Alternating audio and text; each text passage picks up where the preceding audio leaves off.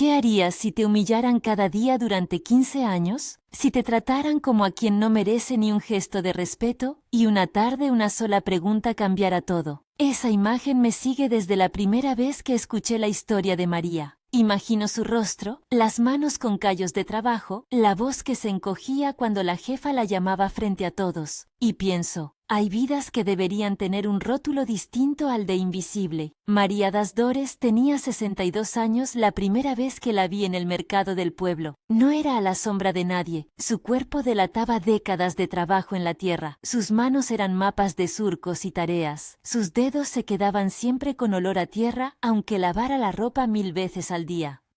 Llevaba un delantal descolorido, el pelo recogido en una trenza que había conocido mejores días, y unos ojos que, aun cuando miraban al frente, parecían siempre en otra parte, lejos de la humillación cotidiana que recibía en la casa donde trabajaba. La jefa se llamaba Dona Marlene. Si ustedes la hubieran visto, seguro entenderían por qué la gente temía comentarle un desaire. Era de esas mujeres que mandan con la voz alta y la sonrisa fría, acostumbrada a que todo gire a su alrededor. Dona Marlene exigía puntualidad, dedicación sin preguntas y un tipo de obediencia que se compraba con el miedo. Con María no tenía paciencia, la corregía en público, le daba órdenes que sonaban más a desprecio que a mandato. No te equivoques otra vez. La próxima vez hazlo bien o te largas. Eran frases que se repetían como un martillo en el silencio de la cocina, y cada golpe dejaba una marca en el ánimo de la anciana. Pero esa casa, esa mesa, esa cocina no eran solo un lugar de trabajo. Era también el escenario donde la dignidad de María se iba midiendo, día tras día, en la forma en que hacía las cosas. Ella barría la casa y al mismo tiempo enderezaba platos caídos de malos modales, cocinaba para una familia que la ignoraba y se ocupaba de las heridas del perro del patio con la misma ternura con la que secaba la ropa. Su labor era invisible para muchos. Para quien la conocía bien, en cambio, se veía en la firmeza de su paso, en la manera en que se mantenía erguida aún después de ser humillada. Eso no era orgullo, era dignidad. La rutina de María era una partitura repetida. Se levantaba antes de amanecer, encendía la lámpara de aceite en su pequeña casita cerca del riachuelo, preparaba su desayuno sencillo y dejaba una porción para las gallinas. Antes de salir, abría la Biblia con cuidado, como quien atiende el fuego interior. Le gustaba leer en voz baja, casi para sí, más que por cerciorarse del sentido del texto. Era una manera de recordar que alguien la escuchaba más allá de las paredes del hogar. La noche anterior a aquel día decisivo, recordaba haber leído un versículo de Isaías que le llevó consuelo. No lo tuvo como una fórmula mágica, lo sostuvo como un aliento, la idea de que no estaba sola en su pena. El humillarla era un asunto público. En el mercado, cuando traía verduras, las mujeres volteaban la cabeza, algunos jóvenes cuchicheaban, otros fingían no ver. Los chismes se hacían largos y pegajosos. Ella eligió quedarse, dijeron algunos, como si la pobreza se eligiera por gusto. Es su destino, sentenciaban otros. Nadie parecía cuestionar la crudeza de las palabras de la jefa, y en ese silencio colectivo, la voz de María se hacía cada vez más pequeña. ¿Cuántas veces habrá tragado las lágrimas en el fogón, dejando que el calor del guiso las disolviera sin dejar rastro? Hoy quiero que imaginen el olor, una mezcla de café aguado, aceite viejo y jabón de lavar. Esa es la atmósfera que impregnaba la cocina donde María cumplía su jornada. Piensen en la textura de sus manos, ásperas por el tiempo, con pequeñas heridas que tardaban en cerrar, porque trabajar era su mandato y descansar un lujo que no se permitía. Piensen en la luz entrando por la ventana cubierta de polvo, dibujando líneas en la mesa donde ella pelaba patatas y servía la comida con manos que nunca pedían nada. Y sin embargo, a pesar de la invisibilidad, había en María una integridad que hacía ruido por sí sola.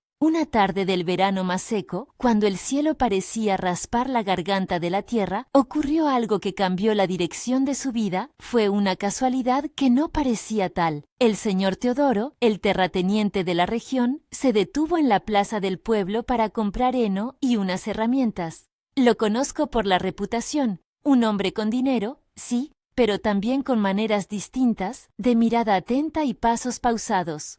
No es el prototipo del rico que pasa sin ver. Él observa como quien mide el latido de la comunidad.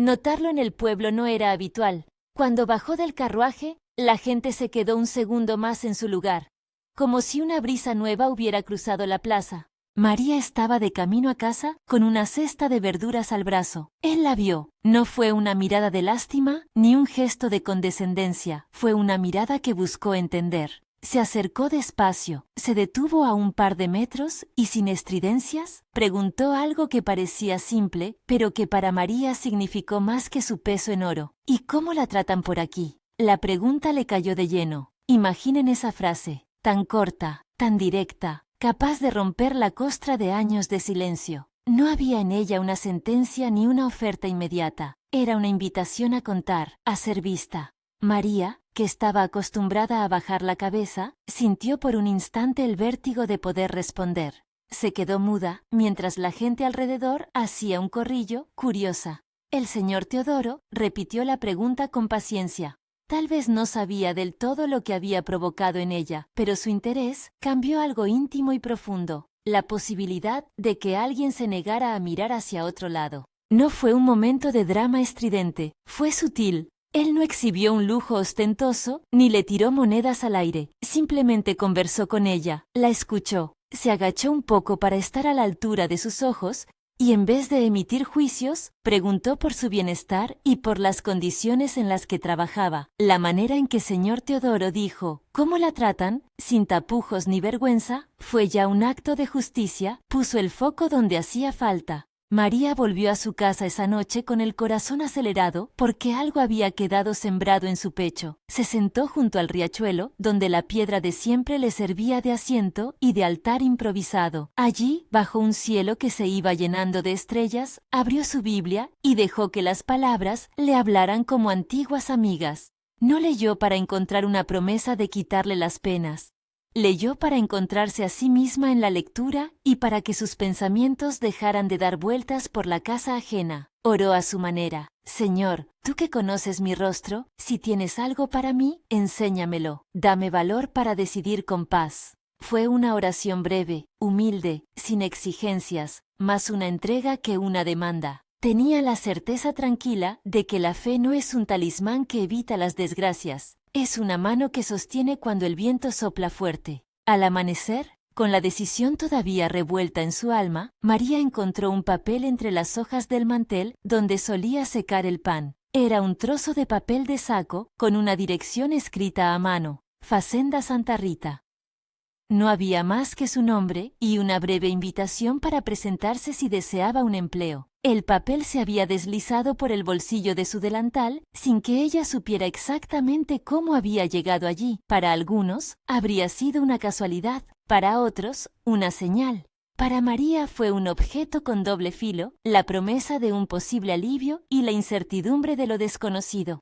Cuando le contaron en la plaza que el señor Teodoro había preguntado por ella, la noticia corrió como pólvora. En el pueblo los oídos se llenaron de especulaciones. ¿Qué querrá ese hombre con una empleada vieja? Seguro que no durará ni una semana en su hacienda. ¿Acaso pretende algo raro? Ya ven, la mirada de la comunidad no siempre es compasiva. Muchas veces es una lupa que busca defectos. María sintió el peso de esos murmullos como si fueran piedras, pero también notó que entre ellos había manos sosteniendo. Joana, Lourdes, Carmen y Cecé se acercaron a preguntarle, con discreción, con ternura. Ellas sabían de su valor, conocían sus manos y sus oraciones. A veces la red social es un hilo invisible que evita que la persona se rompa por completo. No quiero que se nos escape algo importante. Este encuentro no fue una salvación instantánea. Nadie abrió la puerta y le limpió la vida por arte de magia. Fue, en cambio, una oportunidad que exigía una decisión valiente. Salir de la casa de dona Marlene significaba arriesgar la seguridad amarga que ya conocía por algo incierto. Significaba mirar de frente la posibilidad de rechazo en el pueblo que algunos líderes locales aprovecharían para chismorrear. Salir era dejar atrás el único techo que le había ofrecido un plato de comida a diario, aunque el precio fuera su dignidad. Pasaron días de dudas. Había noches en que María temblaba pensando en lo que significaría abandonarlo todo. Otras noches, el recuerdo de la pregunta del señor Teodoro le daba fuerza. Ella no era ingenua. Sabía que las relaciones de poder en el campo tienen sus trampas. Pero también sabía que tenía derecho a un trato que respetara su humanidad.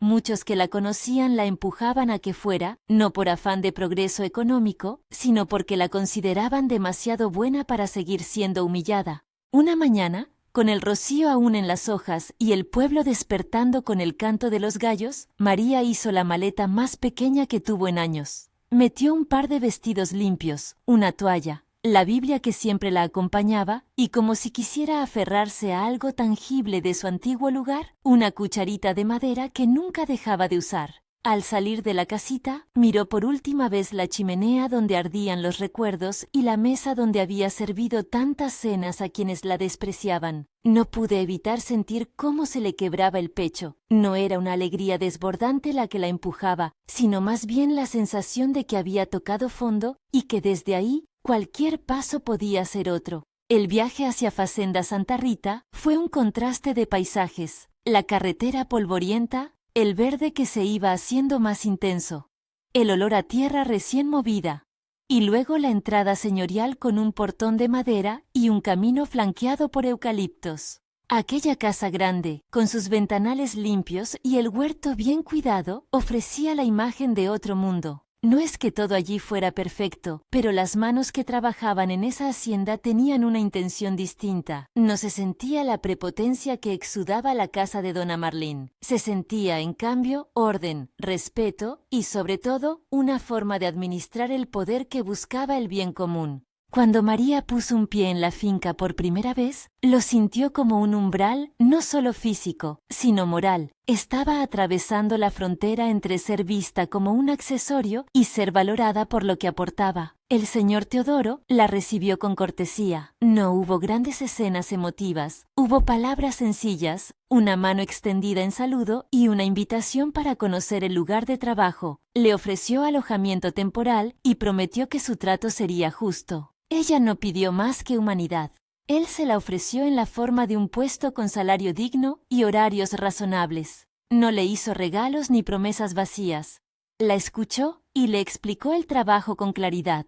Aún así, la decisión de quedarse no borró las voces del pueblo. Ya empezaban a brotar rumores. Algunos insinuaban favores indebidos. Otros cuestionaban la bondad de un hombre rico que tomaba a una trabajadora mayor bajo su protección. La prensa del pueblo, esa mezcla de chismografía y moralidad inestable, no tardó en alargar las sombras. María, que había pensado que escapar de la humillación pondría fin a su tormento, comprendió que la libertad trae otras dificultades. Haber sido vista por Teodoro era para algunos motivo de polémica. Para ella era simplemente una invitación a una nueva forma de laborar. En la finca conoció a otras personas.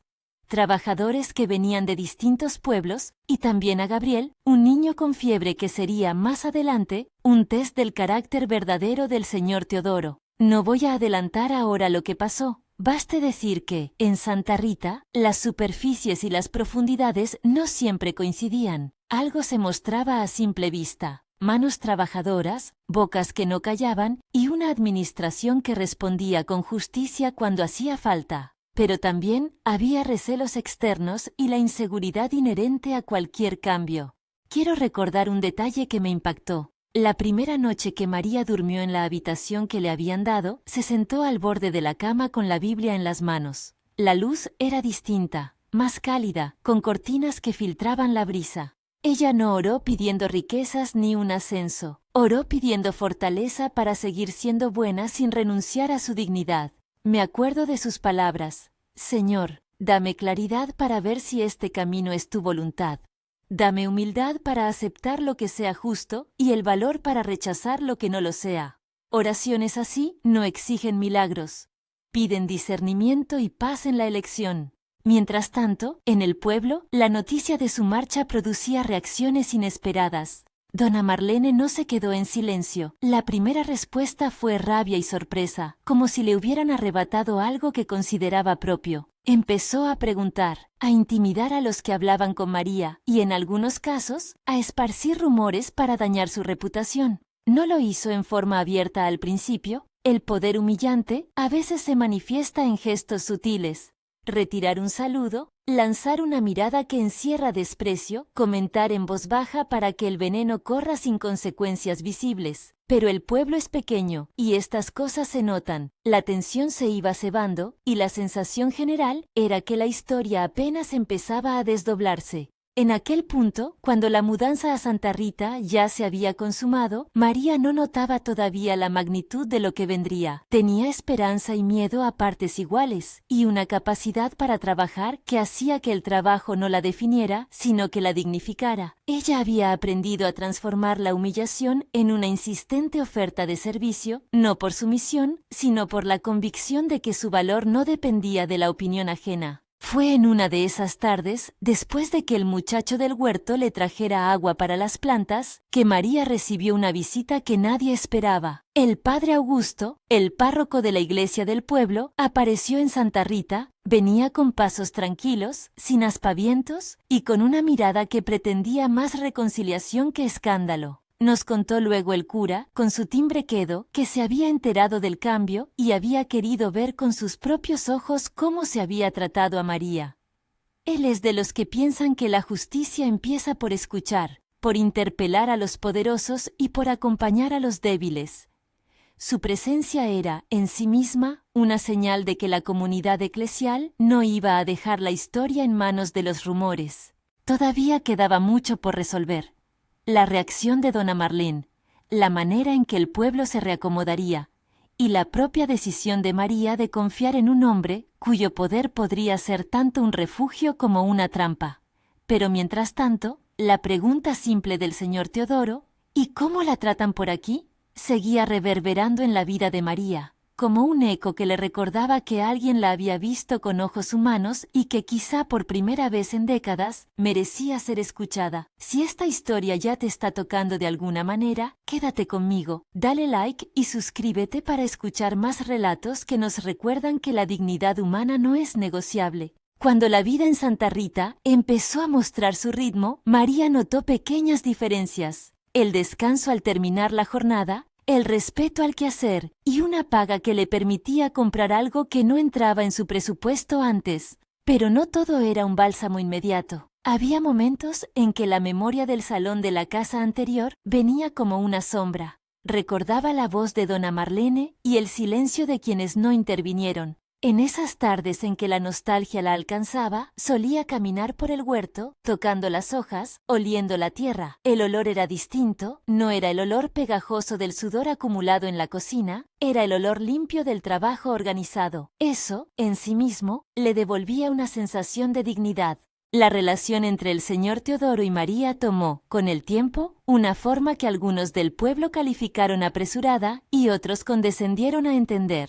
Él la valoraba no por la compasión, sino por la justicia. Cuando apareció el pequeño Gabriel con su fiebre alta, fue la ocasión donde la coherencia del carácter de Teodoro se probó de verdad. Apareció en la enfermería de la hacienda sin buscar aplausos, preocupado por la salud del niño y no por su prestigio. Ese gesto, más adelante, sería determinante para que la comunidad empezara a creer que sus acciones no respondían a caprichos, sino a una voluntad de bien. Aún así, los murmullos crecían. La envidia, el recelo y la vieja lógica de ciertos poderosos del pueblo empezaron a maniobrar.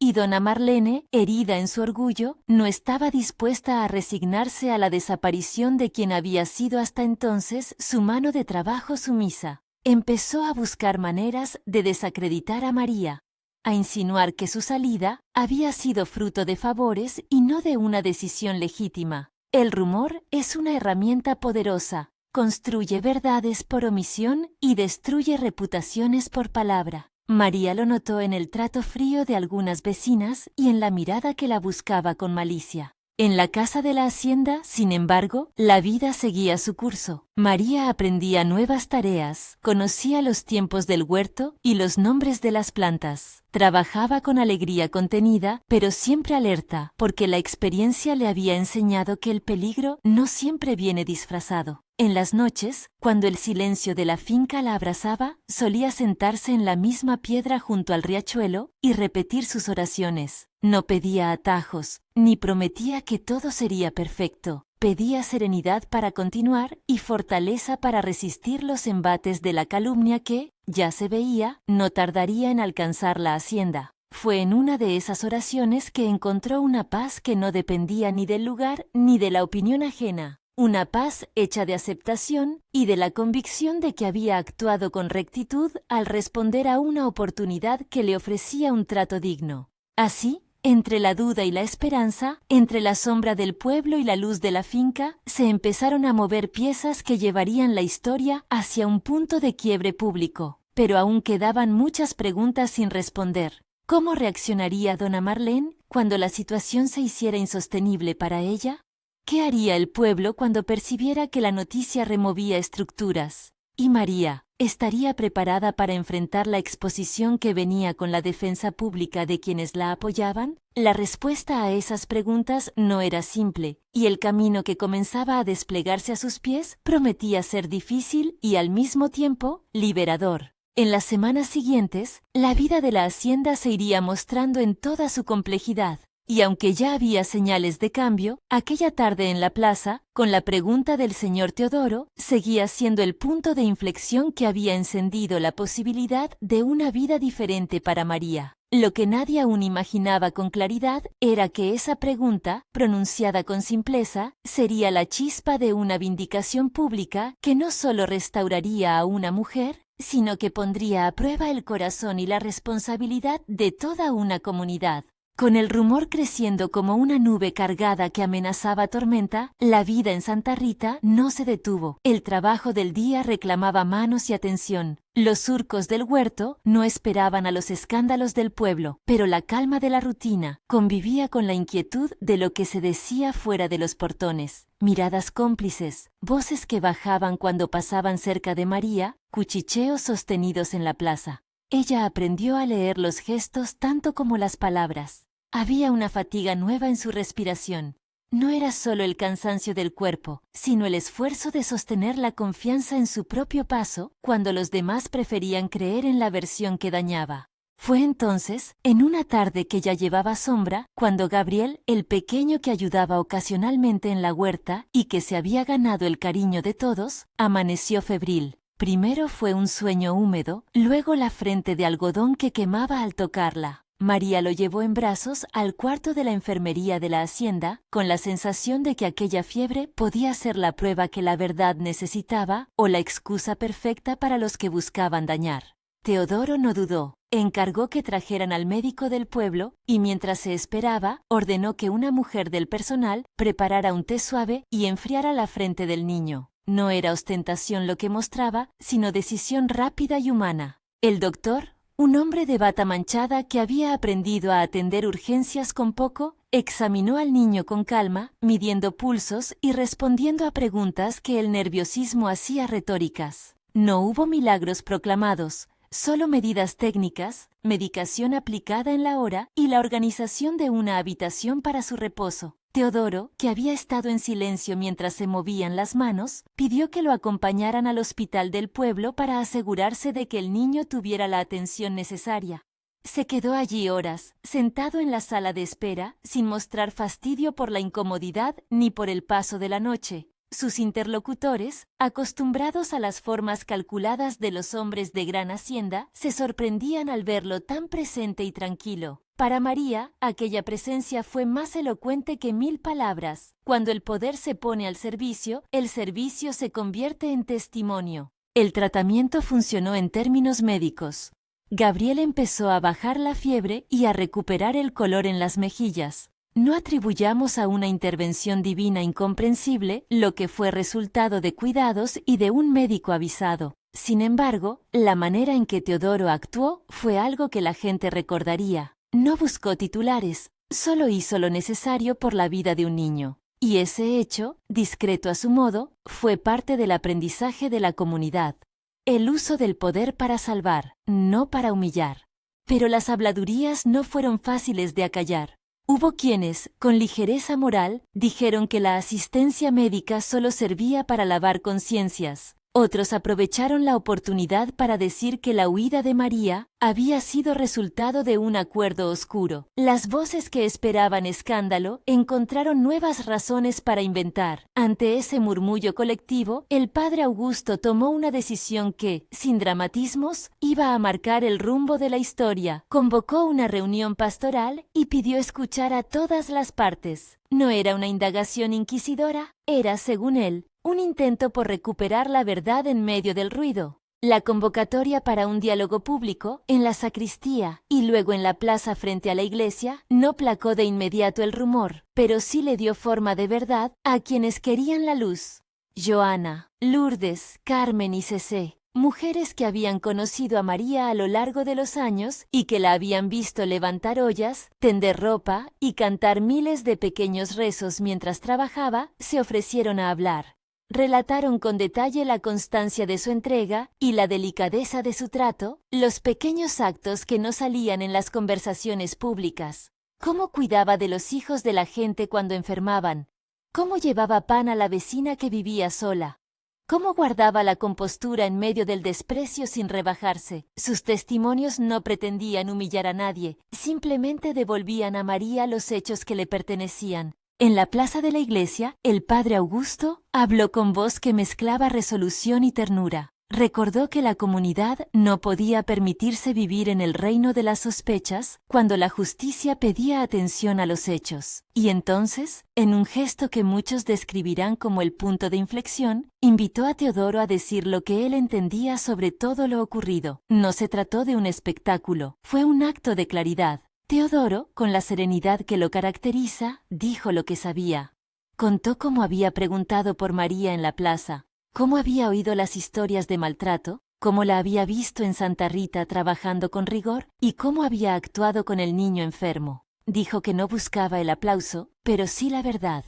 Su palabra, medida y sin necesidad de retórica, fue suficiente para que el rumor perdiera aire en quienes buscaban simplemente descargar su malicia. Sin embargo, la tensión no se disolvió por completo. Cuando la noticia de todo eso llegó a los oídos de dona Marlene, su orgullo herido la empujó a una acción más ruin. Contrató a un hombre para que repartiera folletos anónimos con insinuaciones sobre la relación de María y Teodoro, plantando la idea de que había favores y favores cambiados por protección. Fue un intento evidente de manipular la narrativa pública. Pero las hojas, que pretendían sembrar duda, se convirtieron en la claudicación de quien ya no tenía razones para acusar sin prueba. En la iglesia, cuando el padre Augusto se enteró de los folletos, llamó a una asamblea y pidió que se trajeran los testimonios por escrito y las pruebas de las acusaciones. Nadie presentó nada que no fuera rumor y lengua suelta. Entonces Teodoro, sin dramatismos pero con firmeza, propuso algo inesperado. Si la gente necesita una prueba de que esto no es una fábula, yo la daré, dijo, y con esas palabras invitó al padre a considerar una acción que sellaría algo más que una aclaración.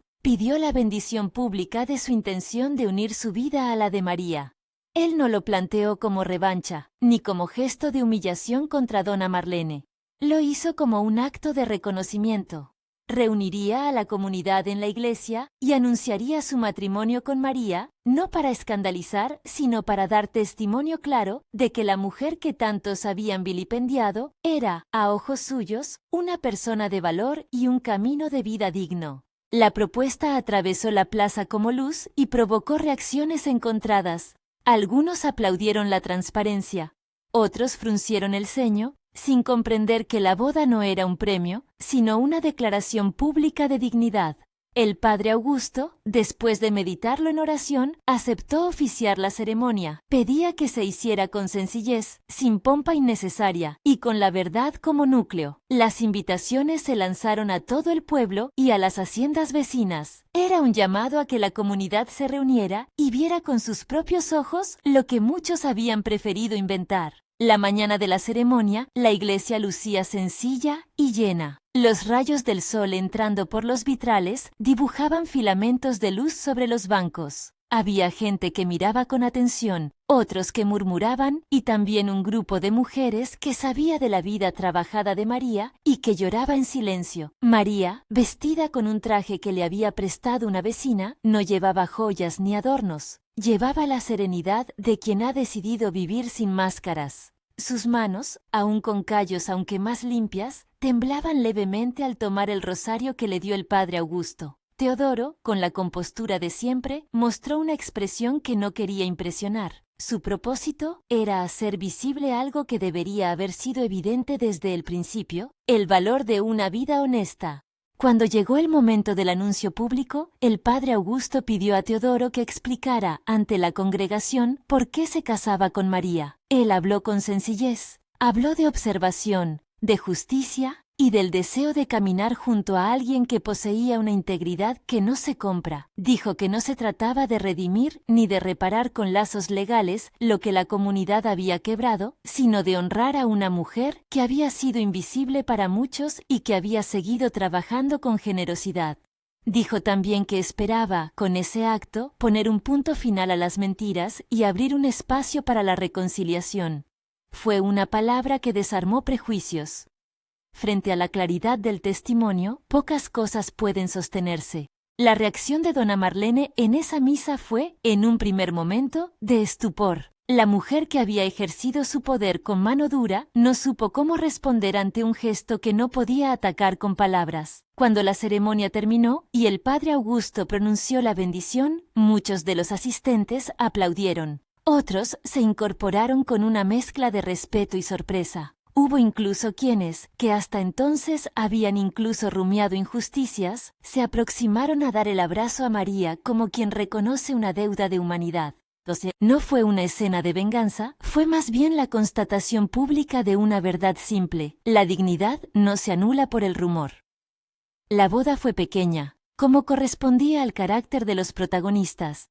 No hubo grandes festejos, sino un almuerzo comunitario en los jardines de la hacienda, con mesas dispuestas para compartir. María, que nunca había sido el centro por su deseo, se encontró en el ojo de la atención sin sentir orgullo desmedido, sintió, en cambio, una paz que nacía del reconocimiento auténtico. A partir de ese día, la vida social del pueblo cambió lentamente. Algunos quisieron mantener la distancia por razones de costumbre, otros aprendieron la lección de cómo las acusaciones sin base pueden destruir. Pero lo más importante fue la transformación interna de quien antes había sido el símbolo de altivez, dona Marlene. Su orgullo, golpeado por el hecho de que la comunidad había respondido de otra manera, fue erosionándose. No fue un proceso rápido ni lineal. Hubo días de silencio, miradas evitadas y noches en que la mujer se preguntó si había obrado correctamente. El arrepentimiento, cuando llega, suele ser una obra lenta. La humildad no se impone por decreto, se cultiva con pequeñas renuncias. Una tormenta interna mayor marcó el momento clave de su cambio: la enfermedad de un anciano de la casa, una pérdida de recursos y la sensación de estar sola frente a la vida. En ese contexto, la narrativa que había querido sostener se le negó. Fue sorprendente para muchos ver cómo la misma mujer que había humillado a otra en la cocina ahora necesitaba una mano. Teodoro y María, en vez de cerrarse, tomaron una actitud que desconcertó a los observadores. Extendieron ayuda sin condiciones. No fue un gesto de superioridad, sino de convicción. Compraron, con las posibilidades que la hacienda ofrecía, la vieja casa de la que María había salido años atrás, la que había sido el escenario de tanto dolor, y la transformaron en un lugar de acogida. No con la intención de humillar, sino para ofrecer una reconstrucción posible de la comunidad.